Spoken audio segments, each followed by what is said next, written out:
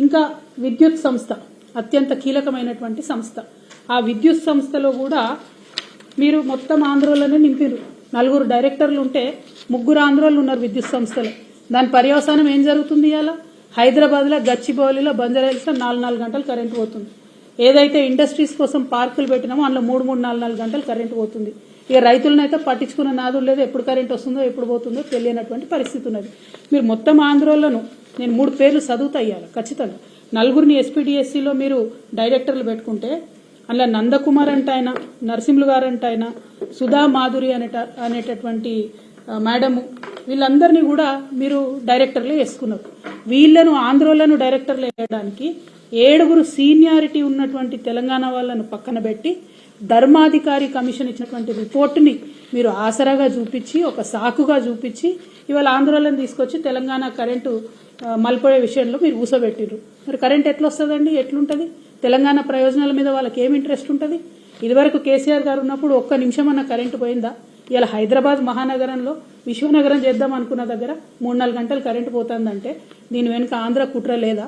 మీలో ఉన్నటువంటి పచ్చ రక్తం మీ చేత ఈ పని చేపిస్తలేదా అనేటటువంటి అంశాన్ని గౌరవ ముఖ్యమంత్రి గారిని నేను ఇవాళ సూటిగా ప్రశ్నిస్తా ఉన్నాను. సరే, ఇవి ప్రభుత్వ సంస్థలు.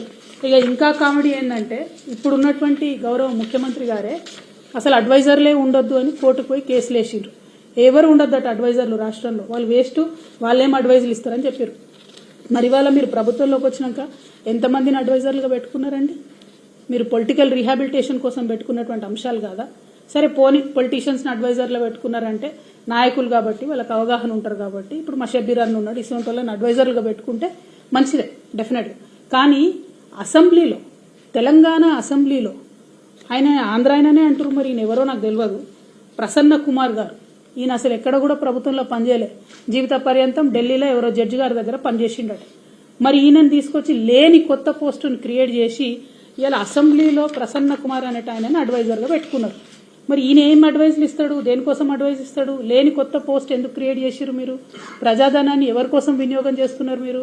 అంటే అక్కడ నుండి వచ్చేటటువంటి పచ్చ అంకుల్ డైరెక్షన్లో మరి ఇది నడుస్తున్నదా తెలంగాణ? ఒక్కొక్కటిగా తెలంగాణ అసెంబ్లీని, తెలంగాణ విద్యుత్ సంస్థల్ని అన్నిటినీ కబ్జా పెడదామనా? పెట్టడం ద్వారా నష్టం ఎవరికి జరుగుతుంది? ఇవాళ కరెంట్ ఆఫీస్లో 3 ఆంధ్రోలు ఉంటే మనం 3 గంటలు కరెంట్ పోతుంది.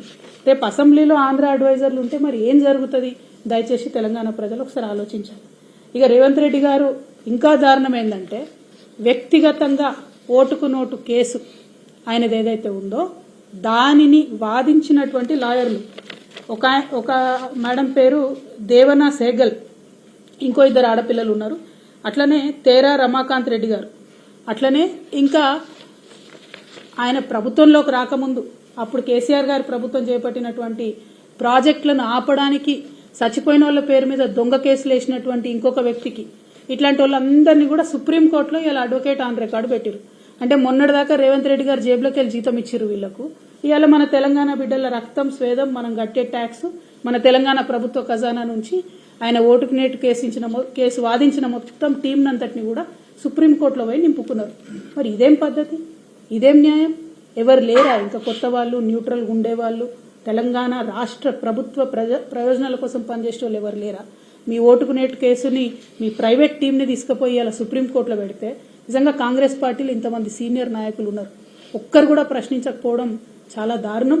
ఇది తెలంగాణ ప్రజల యొక్క డబ్బును, సొమ్మును దుర్వినియోగం చేయడం తప్పితే ఇంకొకటి కాదు అని చెప్పి మేము తెలియజేస్తూ, ఫైనల్గా గౌరవ ముఖ్యమంత్రి వర్యులు రేవంత్ రెడ్డి గారు మీరు చెప్పినటువంటి నీతి వాక్యాలను మీరు పాటిస్తే బాగుంటుంది.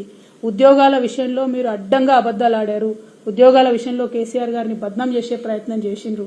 ఇప్పుడు మీరు వేసినటువంటి టీఎస్పీఎస్సీ నిజంగా మీకు చిత్తశుద్ధి ఉంటే, నిజంగా మీకు అవినీతి మరక అంటొద్దని మీరు అనుకుంటే తక్షణమే మహేందర్ రెడ్డి గారిని తీసేసి ఎంక్వైరీ వేయండి. అవినీతి జరిగింది వాస్తవమా కాదా ప్రజలకు తెలియజేయండి. రెండవది, కేసీఆర్ గారు వేసినటువంటి ఉద్యోగాలు మేమిచ్చినట్టుగా చెప్పుకుంటా ఉన్నారు, దాన్ని మేము తీవ్రంగా ఖండిస్తా ఉన్నాం.